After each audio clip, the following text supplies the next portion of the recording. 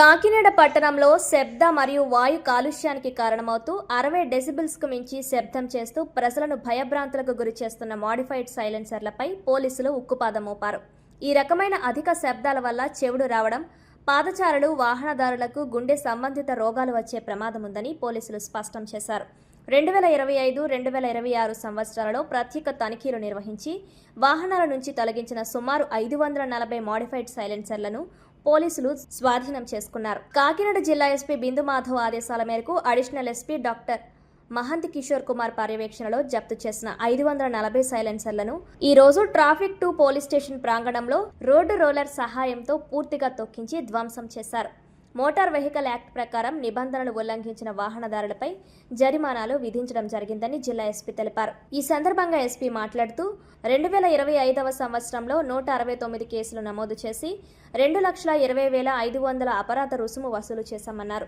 2026వ సంవత్సరంలో 841 కేసులు నమోదు చేసి 12,61,605 రూపాయల అపరాధ రుసుము వసూలు చేశామన్నారు. మొత్తం 2 సంవత్సరాలకు గాను 1,010 కేసులకు గాను 14,82,105 రూపాయల జరిమానా విధించడం జరిగిందన్నారు. వాహనదారులెవరూ కూడా మోడిఫైడ్ సైలెన్సర్లు వినియోగించరాదని, ఒకవేళ ఎవరైనా రెండోసారి ఇలాంటి సైలెన్సర్లతో పట్టుబడితే కేవలం సైలెన్సరే కాకుండా వాహనాన్ని కూడా పూర్తిగా జప్తు చేస్తామని హెచ్చరించారు.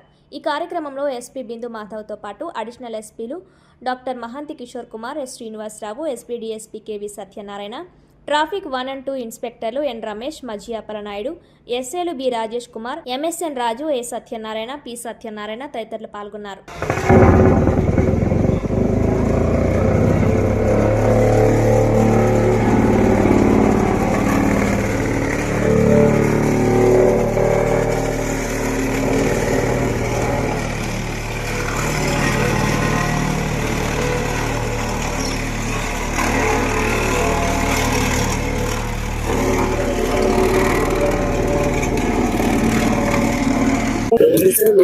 అందరికీ నమస్కారం అండి.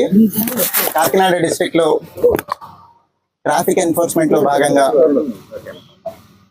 60 డెసిబెల్ దాటి సౌండ్ వచ్చే సైలెన్సర్లు ఉన్న వెహికల్స్ సైలెన్సర్లు సీజ్ చేసి ఒక డ్రైవ్ లాగా కండక్ట్ చేసి ట్రాఫిక్ 1, ట్రాఫిక్ 2 2 పోలీస్ స్టేషన్లోనూ ఈ డ్రైవ్ కంటిన్యూస్ గా చేశారు, along with law and order police.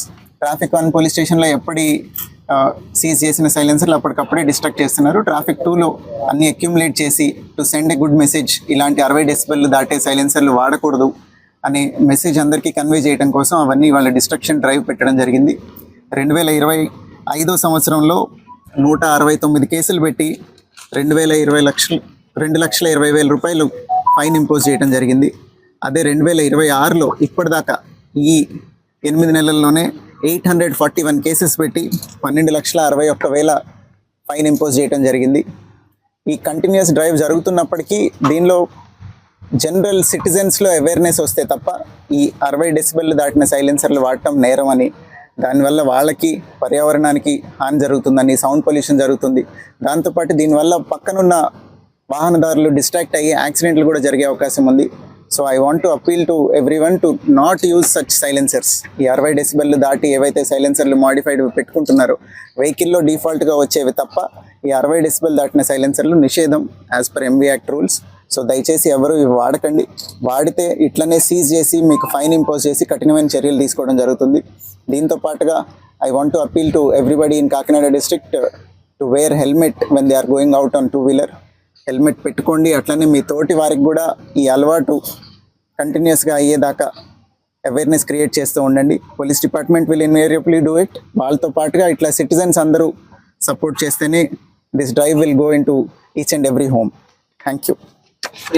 40 modified silencer ఇప్పుడు డిస్ట్రక్ట్ చేసినారు.